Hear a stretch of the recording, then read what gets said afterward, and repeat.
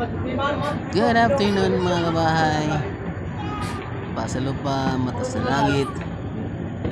So, alis muna ako ng Paranaque kasi paubos lang ating paupahan.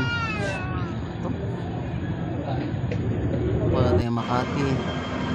Please meron tayong mga direct contact doon. Hanapan natin ng kliyente. Susunod ng condo rentals. Ito na lang ang Lord na isang magandang company, ng CBC company, good for rentals and may for sale din naman. Pero focus ako sa rentals kasi mabilis doon, mabilis ang release ng commission isa for sale na matagal, bagal, hindi ko siguro makakabenta. Ito tayo, lalakad na po Buendia na po ito. Bababa na tayo puntang Makati Avenue, Salamanca Road. Salamanca Road yung papuntang building na Antel. Yan sa mga kilalang kondo sa Makati. Pupunta natin yan. Actually may client ako dyan, meet up 3:30 or 4. Broker client, mayroon siyang kasamang client and hoping na magkita kami. Only God knows ano mangyari mamaya.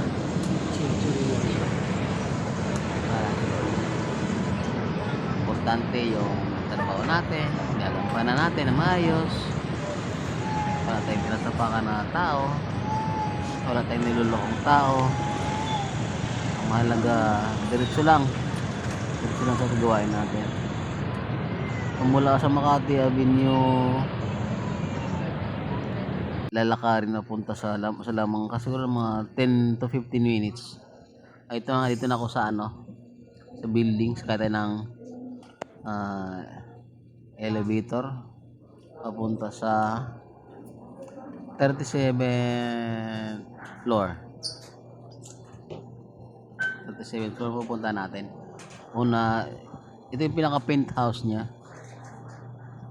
Mabilis din yung mabilis din yung elevator. Ito yan. Ang ingay ng baby sa likod ko. Ito. Ito natin yung yung ito. So ayan, nadaan namin ng pool. So pag diyan ka nakatira o nakaupa, walang bayad yan. Para sa inyo yan. Anytime. Wag lang maingay para walang mga problema. Ginagay ako ni ate.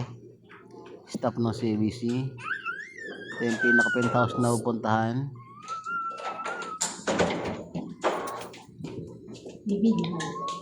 Pagpasok natin sa kitchen sa kaliwa. Ilang square meters to ka? Mahaba siya. In person, mahaba siya. And then sala. May TV, may aircon, may split Ako time. nasa 51 to eh. May ref. Nasa Ang first 51. master bedroom nito. Ayan. May sarili siyang toilet and bath and Bathtub. bathtub. Ayan. May bathtub siya. Biya. Ayan. Tapos yung pangalawa naman na room, may sarili din siyang toilet and bath. So wala siyang common CR. It's kanya-kanya sila. Ayan. Pasok.